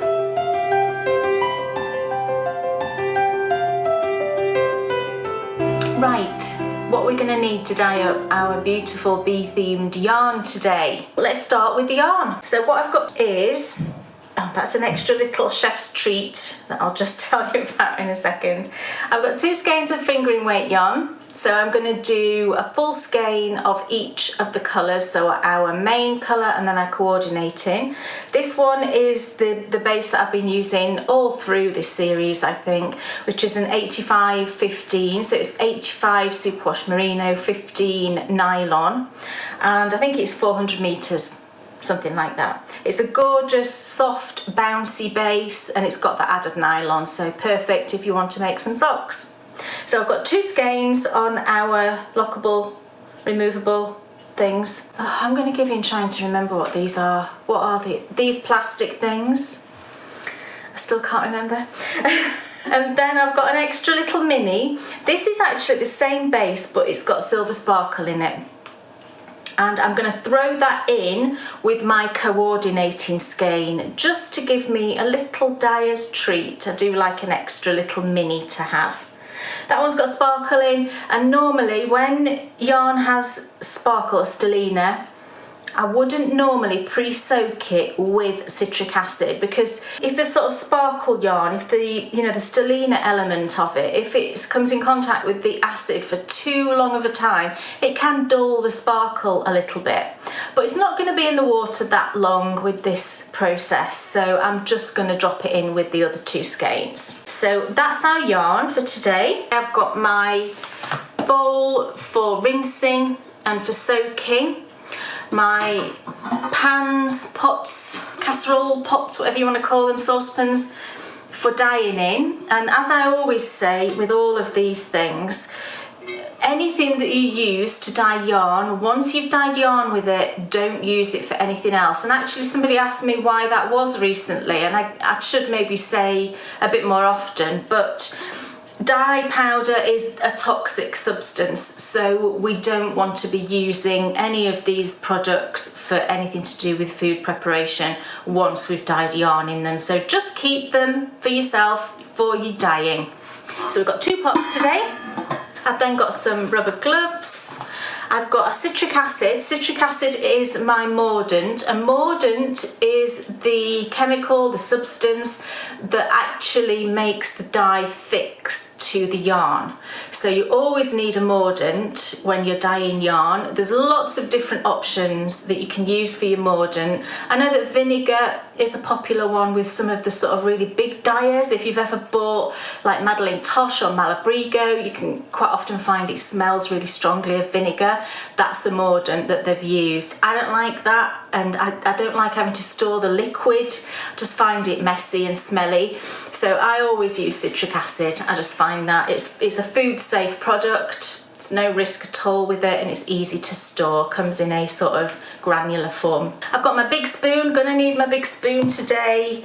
Some old tea towels, and I've also today got a spare bit of oilcloth. I just bought some new oilcloth and I had a spare bit, so I'm gonna use that. It's brilliant for protecting your work surfaces. But again, obviously just keep this for dyeing once you've used it for that purpose. We've got a measuring spoon, my normal 1/8 of a teaspoon. And we're doing a bit of speckling today, so I'm going to need a paintbrush.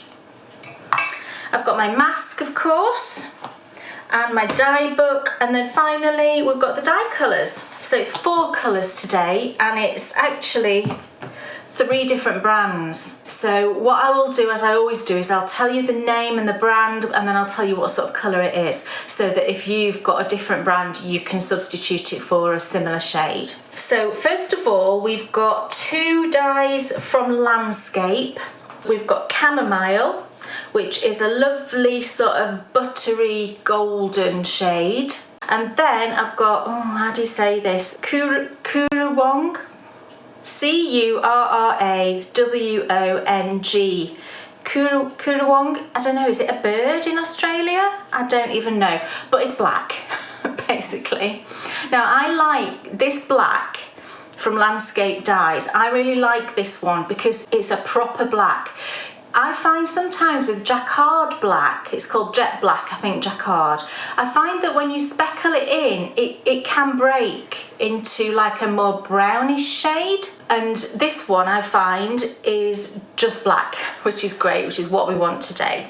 We've then got a Dharma colour, and this is my new addition to this particular colourway. I did used to use another Landscape dye. I used to use one called Heath, which is a beautiful dusky pink. It's a gorgeous shade, but this is a new colour that I bought recently, and I thought I'm going to give this a try with it, and it works brilliantly well. So this one's from Dharma Dyes, and it's flamingo pink. But basically what you want is that sort of pinky shade, which, I mean, like the Heath is kind of a different pink to flamingo pink, but they've both got that kind of slightly dusky quality, which flamingo pink, you might think that's a really bright pink, but the way that we're going to use it, it turns out to be a really soft, gentle pink. But whatever shade of pink you choose, we need like a pink shade. Don't go for like fuchsia or really intense, vivid, bright pinks. You want more that sort of ballerina shade. And then finally, my beloved Jacquard Dyes Gold Ochre. This is actually a new pot. I'd got a couple of pots that I'd had for ages in my sort of dye stash, and they'd all run out recently, so I had to source some new, and I found it really hard to find, but I did find it in an Etsy shop. So I have used it already, and it looks to be the same shade, but like anything, you know, as we know with batch numbers for yarn, they can vary slightly. So I'm hoping when I just dye this in its purest form that it comes out that beautiful golden colour. I think it will, fingers crossed. So that's the 4 dyes we're going to be using and everything else. So what I'm going to do now is soak the yarn and then just get everything else ready to dye up our lovely Babbity bundle.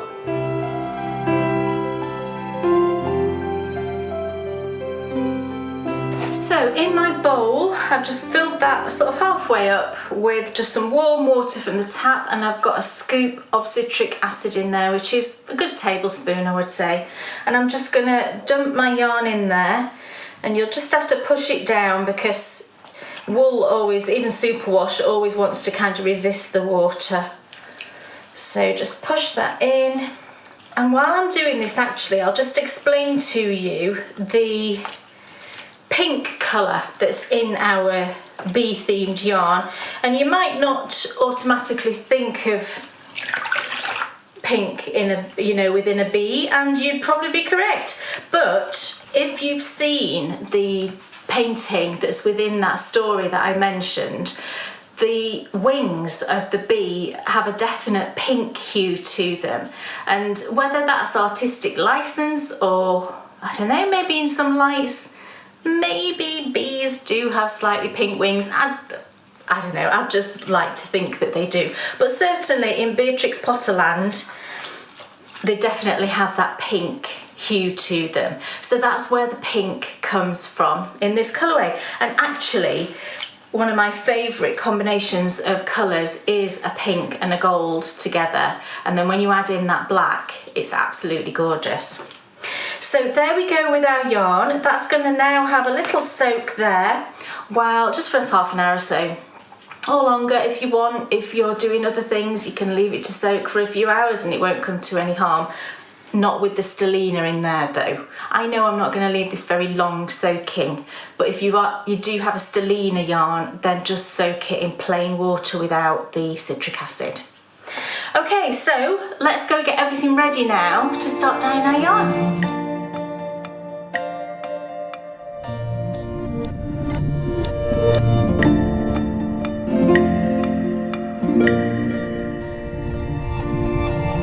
Okay, so we've got a pot of water here heating up. It's not quite half, I would say, full of water, and it's got another scoop of citric acid in there, and that's just heating up nicely. It's starting to steam, so we can now add in our first colour. So the first thing we're going to do is we're going to give the yarn a sort of wash of that pale pink. So I've got my flamingo pink here, and I'm going to put in not very much. That's not very helpful, is it? But probably about a quarter of a teaspoon, I would say. Yeah, can you see that? It's probably about a quarter of a teaspoon. Dump that in.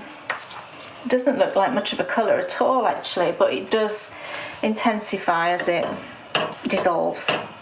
So you can see it's a very delicate shade, this, but I'm going to start off with this amount. I'm going to see what colour that makes the yarn, and then if we need to add a bit more we can, but I don't want it to be too strong of a pink. And can you see the shade? It's like a sort of, it's got a slight peachiness to it, I think. It's a really pretty shade.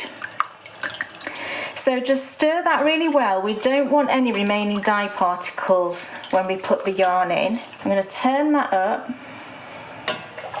And we can put our yarn in there when it's not quite up to temperature, because it'll all heat up more once the yarn's in.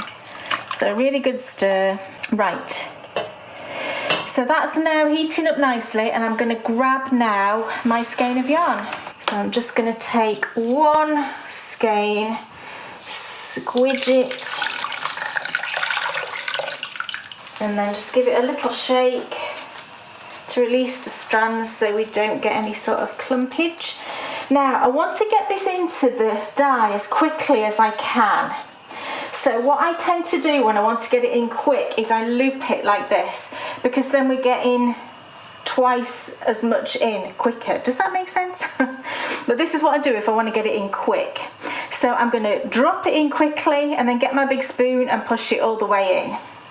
So in it goes. Can you, oh, it's a beautiful shade. Can you see the colour? Gorgeous. And then I'm just going to quickly lift it and just move it really quickly, just to get a bit more dye on the rest of that skein. Now it will be tonal, and that's absolutely fine. And that colour is perfect. So even though it looked quite pale, didn't it, in the pot, you end up with this. Isn't it the most gorgeous pink? It's so pretty, and to be honest, if I had a skein of yarn that looked like that, I'd be incredibly happy to knit with it.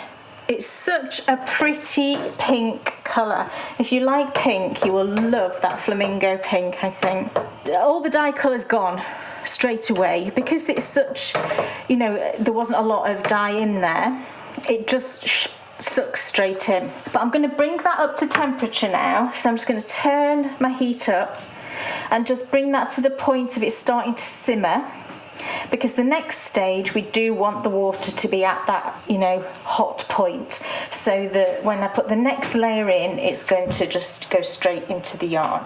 So just give that a minute or two to heat up.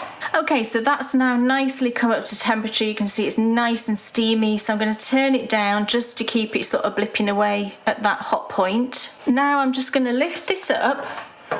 And I mean, you don't really even need to rearrange the skein at this point.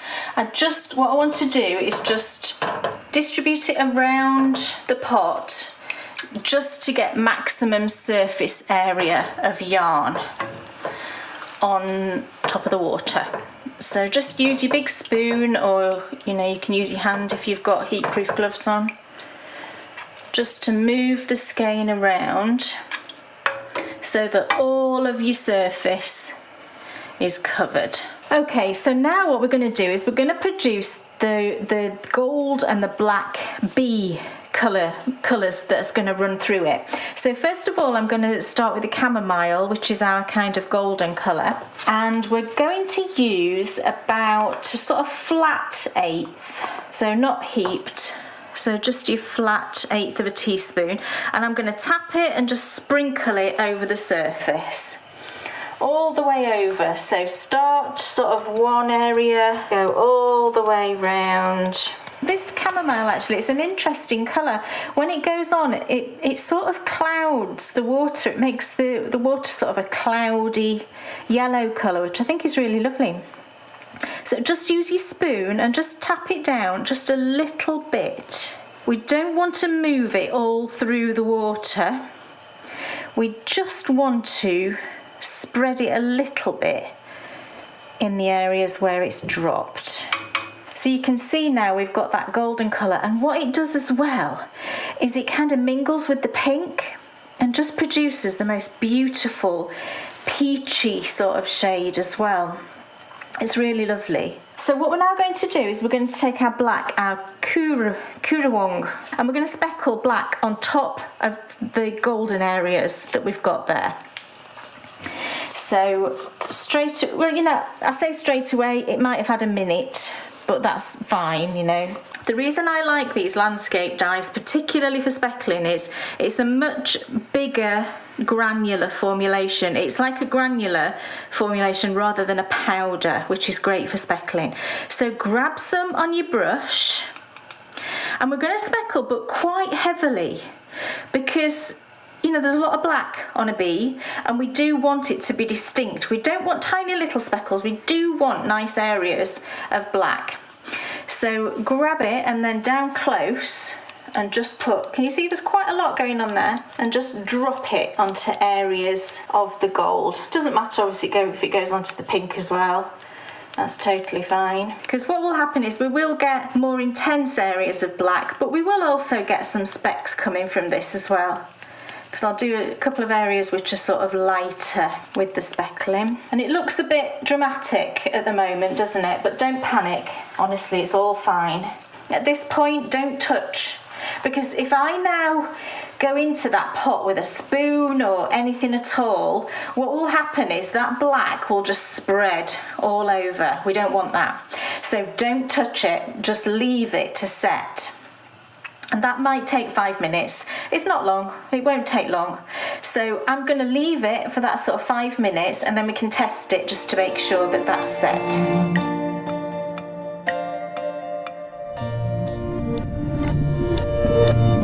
Okay, so that's had about 5 minutes now, and then the way that we test that the black has set is just take your big spoon and just find a little area of black and just push down with your spoon. And can you see how that's not moving? There's no black dye whirling around anywhere, so we know that that's set. Yep, perfect.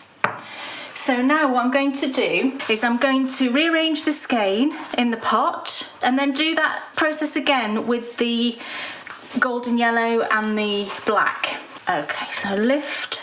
So you can see at this stage now, oh, isn't it lovely? Oh, isn't it lovely? Oh, I love this colourway. So on this side of the skein now, we've got the pink showing through, but then we've got the gold and we've got the black. But if I turn that around, can you see how there's not a lot here? This is how, when you have a skein of yarn where you've got one sock, for example, and it comes out way less speckled than the other, this is why. It's because it's only had sort of one layer of the speckles put onto sort of one layer of the yarn. But we need some on this side. To make it a little bit more random, that's why I like to just move it a tiny bit on the skein like that. And then turn it so that the side that's got all of the lovely speckles on is going face down into the water, like that. And that's then going to reveal the layer that hasn't got any speckles on. So as it goes down into the water, and I prefer to do this bit with a glove on, a heat-proof glove, because you can just rearrange it better with your hand. So as it goes down, sort of turn your skein so that what we've got on the surface now primarily is yarn that doesn't have any speckles. Doesn't matter if you get an area that already does. That just adds to the randomness. That looks perfect. So now we can repeat the process with the chamomile and the Colourwong.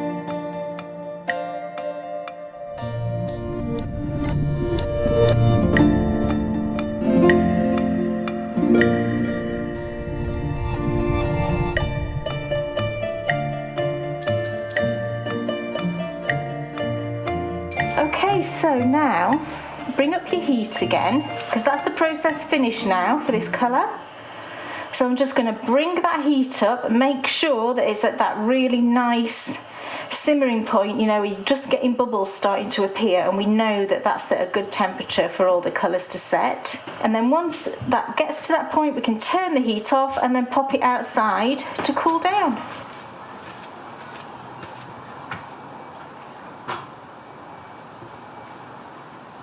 So our Babbity Bumble is now cooling, and what we're going to be doing when we come back in part 2 is we're going to be dyeing up that beautiful coordinating skein, and I can't wait to use my very favourite dye colour. You know what it is, I've spoken about it already, but this will be brilliant because you'll be able to see it in its pure form. Absolute heaven. So I will see you back soon for part 2 and some more dyeing fun.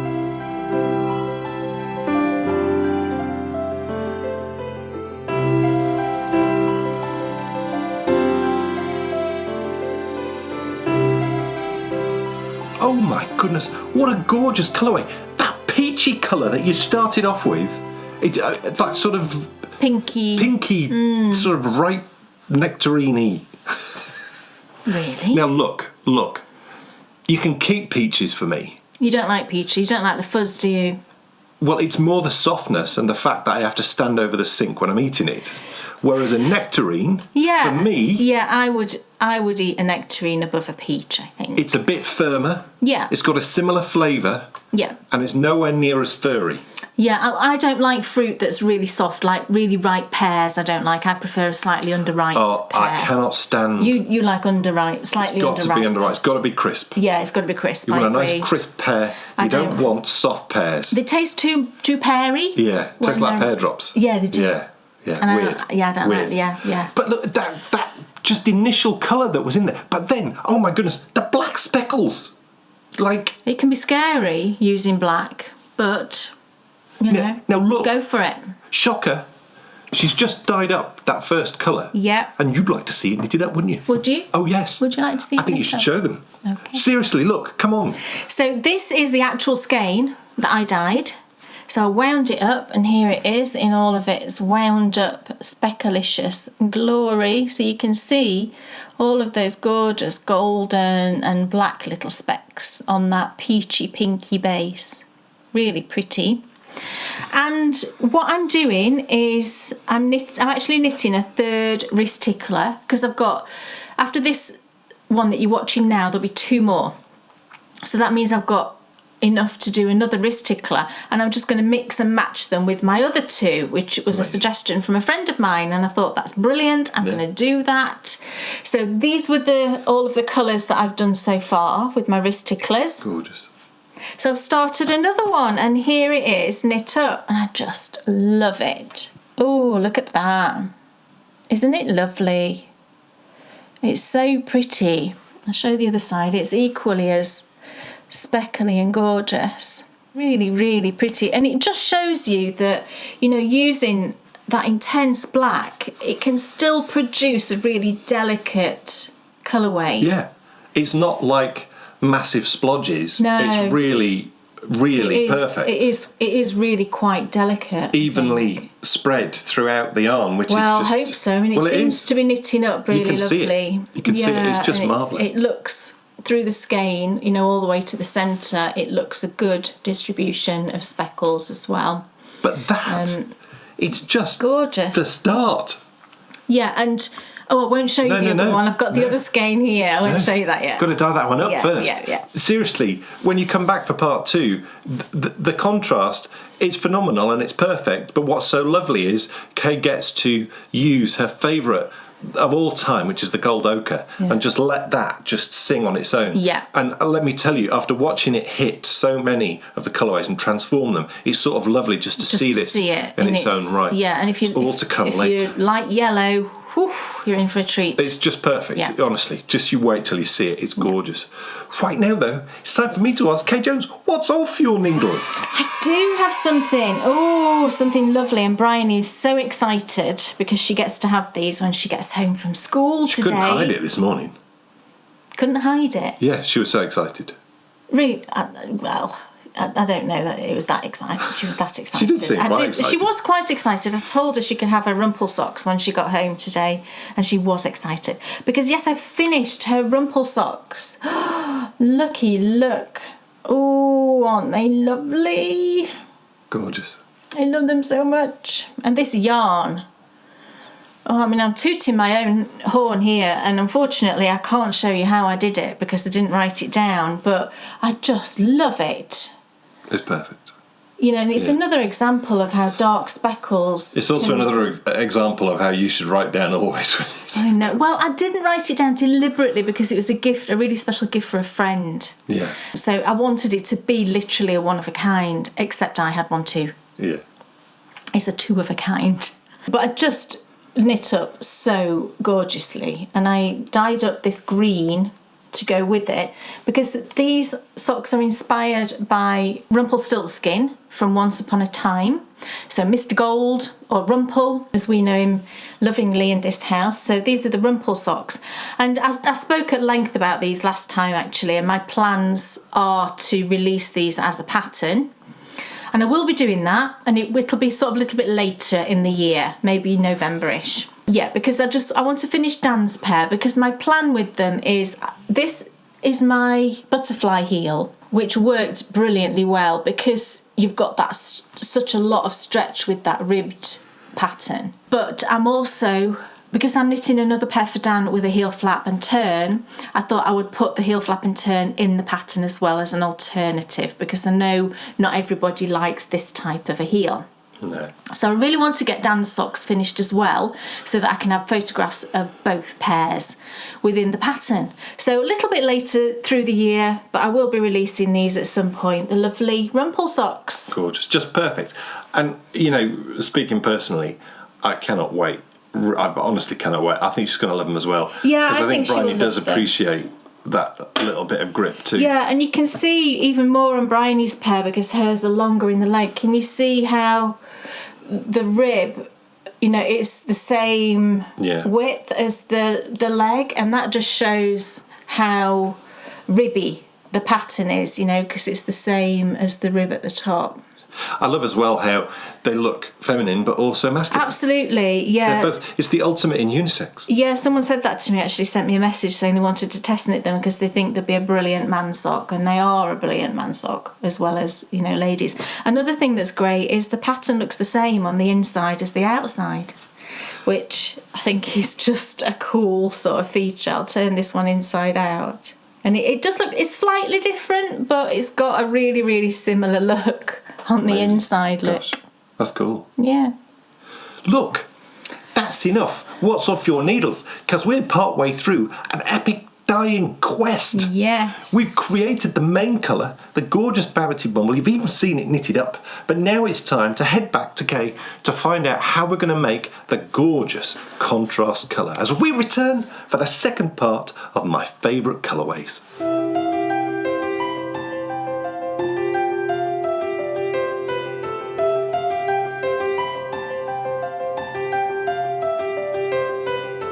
Welcome back, everybody, to My Favourite Colourways, and it's time now to dye up our beautiful coordinating skein. So whether you are following along with me and doing the beautiful honey golden colour, or whether you're going to go for a different shade, now is the time to get sorted for that and get dyeing that second skein. And you could, if you've got two full skeins like I have, then you've got lots of options, haven't you, for what you could actually knit with it. It's very exciting. So let's get on and dye that second skein.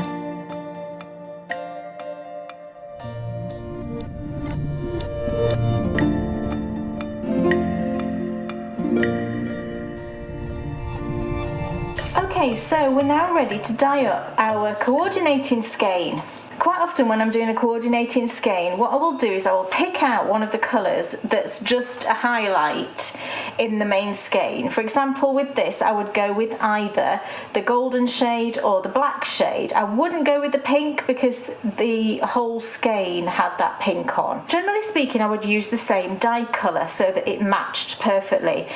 Now for this set that I've dyed before, I didn't do that. I used a different shade of gold.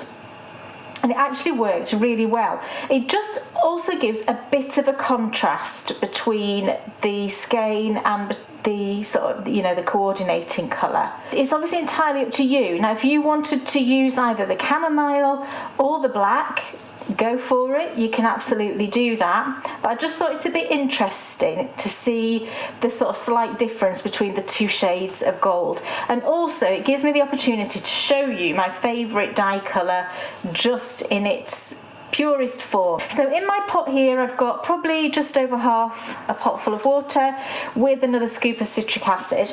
So what I'm going to do is put some of the gold ochre initially into the pot.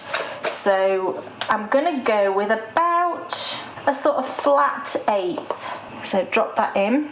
Let's rinse off my spoon as well. And give this a good stir, because we really want to dissolve all of that dye. Because this is a tonal, we don't want any sort of little clumps of dye. And you can see actually, I think it's a pretty close colour to the chamomile.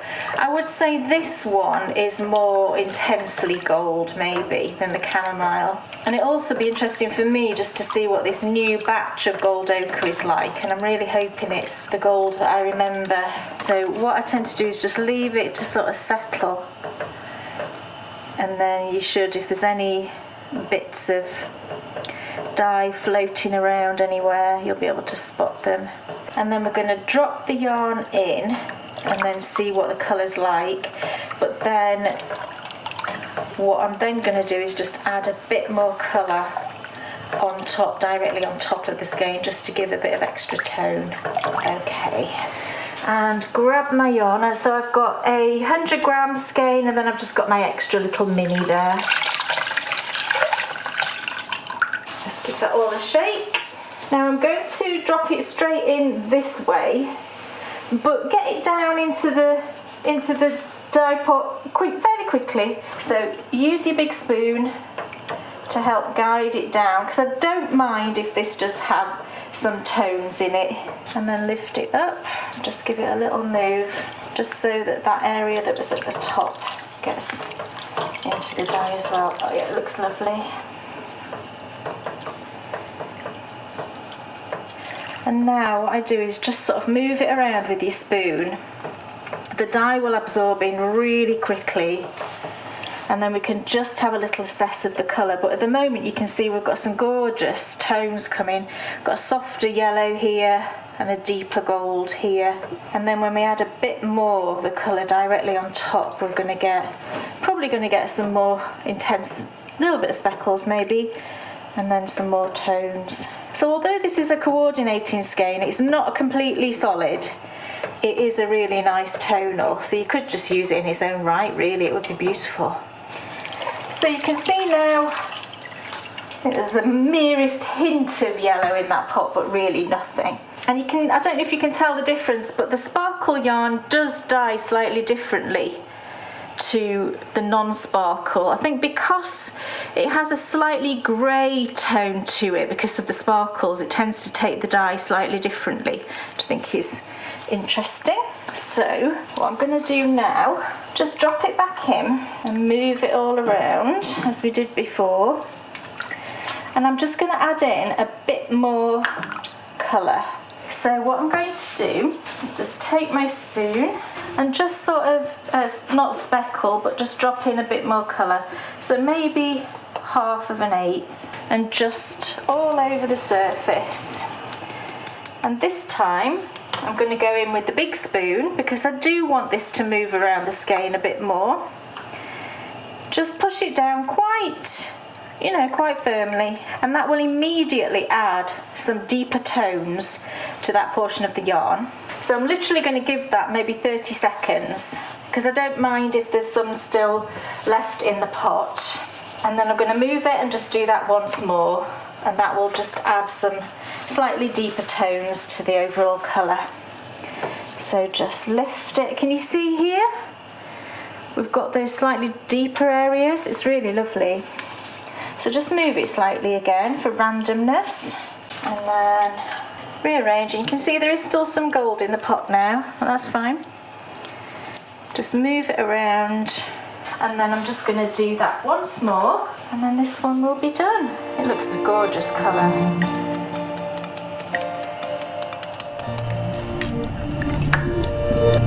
So now we can just bring that right up to temperature, make sure it's at that simmering point, and then turn it off, and we can pop it outside with the other one to cool down. Okay, so we can rinse our lovely yarn now. I'm going to start with the Babbity Bumble because this is a less intense colour than the other one, because I'll use the same water. We don't need to change the water just for 2 skeins. So I'm just going to drop that in. I've just got a little bit of wool wash in here with some warm water just from the tap. I'm just going to give it a little swim around. So what we're doing here is we're rinsing out the citric acid and any other little bits of dye particles that might be left over. And the water's lovely and clear, so that's good. We know that we've got a good set of our colour. So just give that a lovely little rinse around just for a couple of minutes. That's plenty to get rid of the acid and any other bits of dye. And then squidge it out. Looks really pretty. So that's that one. You can see the lovely black areas there we've got, and the golds and the peachy pink. And then this gorgeous what's come out, very intense shade of gold. There's a little bit of gold left in the pot there, but nothing much to worry about. Let's give this another little rinse. This was quite an intense colour, so you might find there's a little bit of dye in your water. There's a merest hint, but nothing to worry about. And then same thing with that, a squidge. You can see the water is a little bit yellow, but that's fine.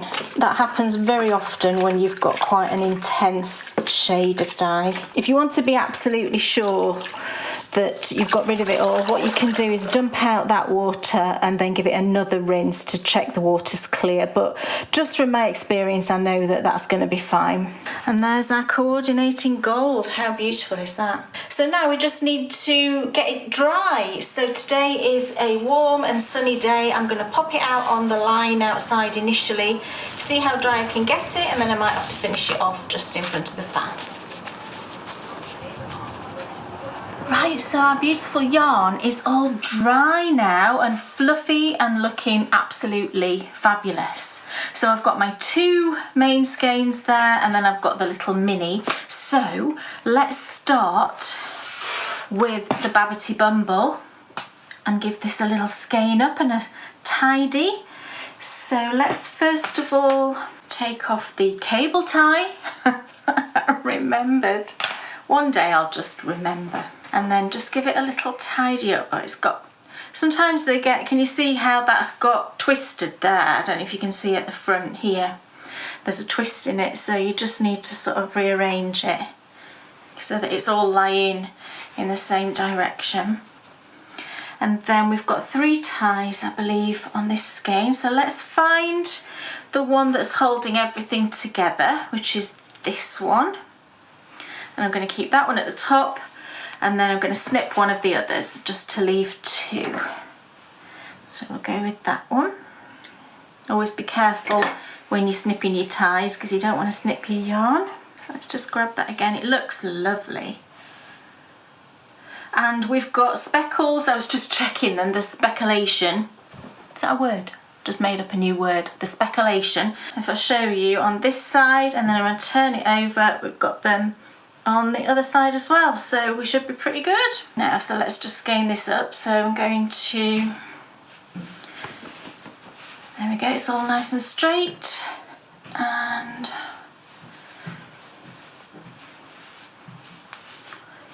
six, oh, just 7. Oh, it looks lovely. Oh, it's gorgeous. It's got that lovely pink undertone to it, with then the gold and the black speckles on top. It's really pretty. So that's our Babbity Bumble. So I will now go ahead and skein up the mini and our golden colour, and then we will take a closer look.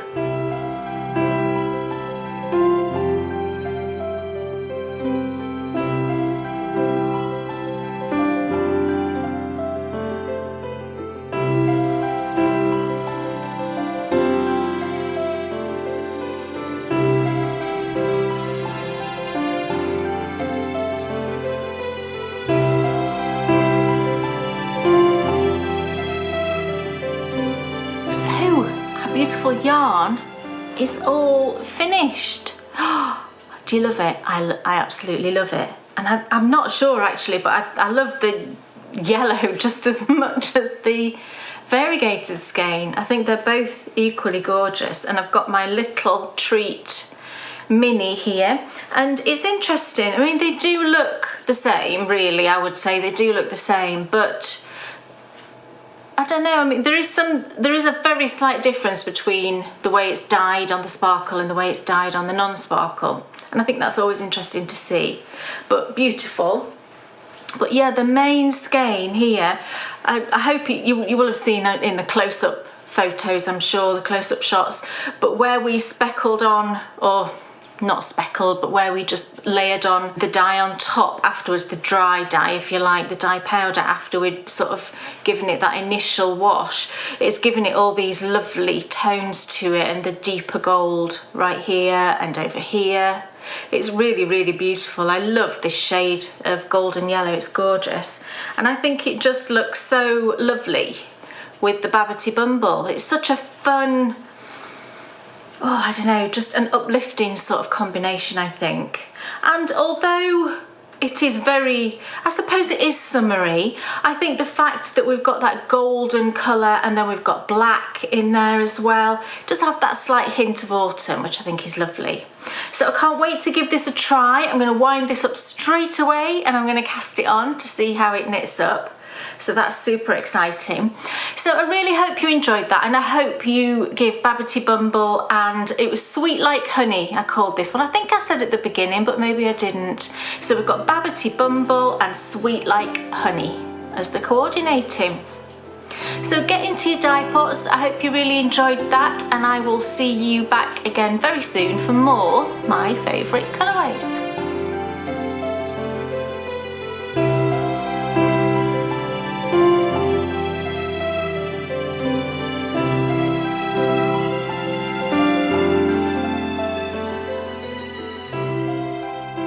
Wasn't that just wonderful? My goodness, I can see why you love that gold ochre so much. Here it is. Oh, look at the colour.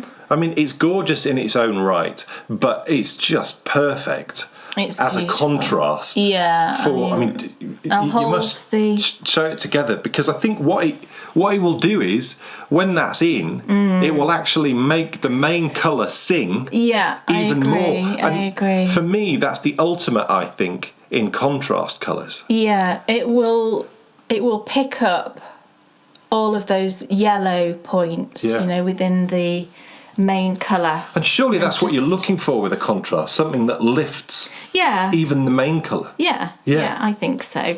But it's such a gorgeous colour in its own right. I think actually I'm just going to save this and knit a whole pair of socks with it. So you're not going to do contrast? Well, it's not a sock. Oh, okay. I said.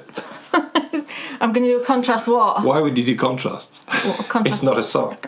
What's he talking about? He's a fool. But no, I think I'm just going to save this and make some socks. Well, yeah, you might as well. How glorious would they be? Because what else are you going to do with it? It's just gorgeous. I love, where we put the powder, where we kind of speckled on top. You can see the darker areas that it produced through, and I love that. I love that.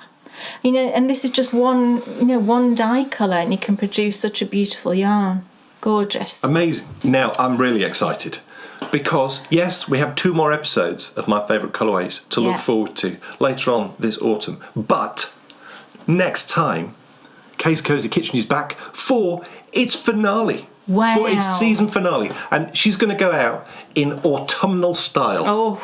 Oh, yes. Yes. Thank goodness.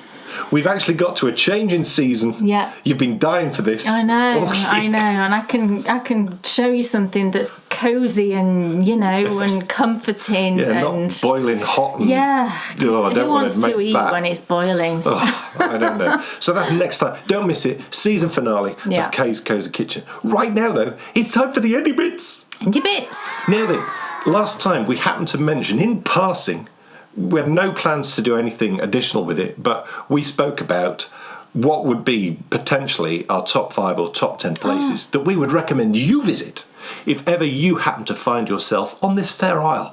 Well, do you like what I did there? On this fair isle? Fair isle. Yes. Yeah. It was good, wasn't it? Clever. Yes, yeah. But there is actually an island called Fair Isle. There is. Now, look, we actually recorded a special radio show where we sort of acted as your travel agent, your travel guide, and we tried to talk through the places where if someone really twisted our arm, where would we say, go to these places if you want to get a feel for this wonderful country which we live in. So that's available for you to listen to right now. And actually, I must just say as well, we copped some flack last episode. We did a little bit, yeah. Because we didn't recommend certain places. For example, the Tower of London and also Bath. Well, we spoke about them, but we didn't say we would recommend them. We wouldn't recommend them. And we go into detail in our radio show as to why we wouldn't recommend them. Because at the end of the day, it's just a personal opinion. It is. Just because it's what we think, it's not necessarily what other people would think. You know, everybody thinks something differently, don't they? So I think you guys have a fair idea how we like to approach history and how we like to approach places that we enjoy. And so that then, you know, will give you an idea, you know, when we say we don't like Bath and we don't like the Tower of London. No, it's not that we don't like them. We just wouldn't send you there to get that perfect sort of feel of what it is. Yeah. For example, a direct comparison to Bath, well, I'd send you to York so many times more than I would send you to Bath. So would I. Because it gives you everything that Bath's got, plus a whole lot more. Yeah. Plus, it's just a much nicer place. I think people just go to the south. You know, the south of the country tends to be. It's what the man tells you. Yeah. If you like history, you've got to go to Bath, because what did you say? Who wrote books about it? Well, Jane Austen. You know, I know that there's a connection with Jane Austen, isn't there? And Bath. Yeah, I think it's Jane Austen. Yes, I'm sure it's Jane Austen. It's not one of the Brontes, is it? No, it's Jane Austen. For me as well, the Bath-Roman connection is just rubbish. You know, I love Roman history. I think you guys know I love Roman history. Yeah. And I've been to Bath quite a few times. And let me, look. If you want to go into a bath, into like a heated bath, like a natural heated bath kind of things, I know they have lots of those there, but it's... Yeah. For us, that's not necessarily the history we want to see. Well, also, I'm not convinced that doing that when you come to this country would necessarily give you a feel for this country. Going into a nice heated bath. No, but people want different things, don't they? And you might enjoy that. You might want to go to Bath because you love the sort of connection to literature, and also you like chilling out in a hot tub kind of thing. So that might be your thing. It's just not our thing. That doesn't mean that someone else wouldn't like it. I think equally, though, literature lovers would probably enjoy York. And well, absolutely. If you like a bath, there's a couple of lovely baths in York. Yeah, and also Harrogate, which is very close to York, also has sort of bath connection. Yes. When I say bath, I mean like a place where you go and you have a hot bath. Like springs. Yes, hot springs, sort of therapy type thing, yeah. We cover it all in our latest radio show, which is available for you to listen to now. It's a really interesting one, and we'll be back with another radio show next week. Yeah. We're getting very excited, though, for Sockoween. Sockoween starts soon. And look at this.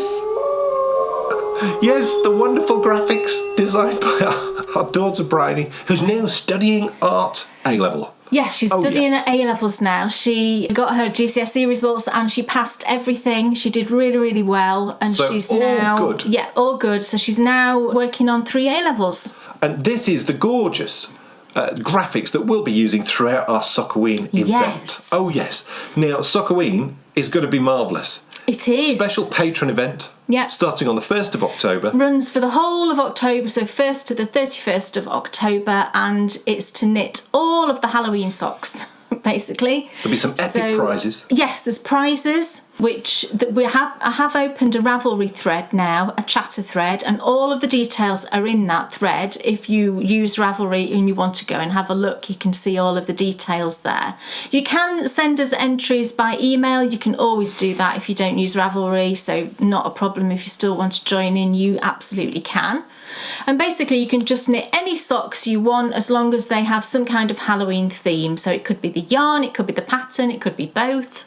You know, whatever you want, and you can do as many pairs as you want, and you don't have to finish them either. We just want this to be a fun community, everybody join in, everybody knits at different paces, has busy lives and things like that. So as long as you are taking part and you're knitting along, then you can have an entry for a prize. To help you in that quest, Kay's going to be producing a very special, brand new, because it's years since we did this, beginner sock tutorial series. Yes. So we're going to be updating our magic loop. We are. So if you've never knitted a pair of socks before in your life, throughout Sockoween, Kay will take you every step of the way in your quest to knit a perfect pair of socks. Yeah. And then, of course, that will be then available to watch after Sockoween too, anytime you want to watch it. So that's really cool. Also, as well, we've got a very special patron-only show, which can be broadcast at the end of this month with a super special guest, which will be the sort of Sockoween launch event. Yes. Speaking of launch events, we happened to catch the Dallas Cowboys American football launch party last night, which was the craziest thing I've ever seen in my life. They were giving awards. I didn't know what was happening. They were giving awards out before the season's begun. It was the most confusing thing I've ever seen in my life. It was hilarious. Oh, I loved it. It was basically a glorification, as if he needs it, for Jerry Jones, yes. I believe. It was crazy. It was crazy. I've never seen it. I was just bonkers. It was the most entertainingly crazy thing I've ever seen. It was just hilarious. But look, yes, Sockoween begins 1st of October. Don't miss it. It's going to be marvellous. And I think that's just about it. I think so. Oh, yes. Yes. What a show. Another Absolutely. My Favourite We've got the Colourways. swirly woos. Gorgeous. We've got finished socks and blankets and all sorts. You know what autumn and fall is? Yes. You know why we don't like Bath? We don't not like Bath. I've never been. I said before I've never been. But I've just never had any urges to go there. I don't think you like it. Would I not? No, I've been a few It's too far as well. It's a long, long way for us. And I think the thing is I can go somewhere else which is equally as lovely, and it's really close to me. So it's lovely. Thank you so much for watching, everyone. We'll see you in 2 weeks for more. See you soon. Bye. Bye. Sitting and knitting, it's Dan and Kay, the bakery bears. Enthusiasm's not quitting for Dan and Kay, the bakery bears. They'll take you to fabulous places of which their favorites they'll share. You better buy a pattern and get yourself a bakery bear. You'll find yourself in a castle while watching the bakery bears. It never feels like a hassle to sit and watch the bakery bears. What's on your shelf or what's in your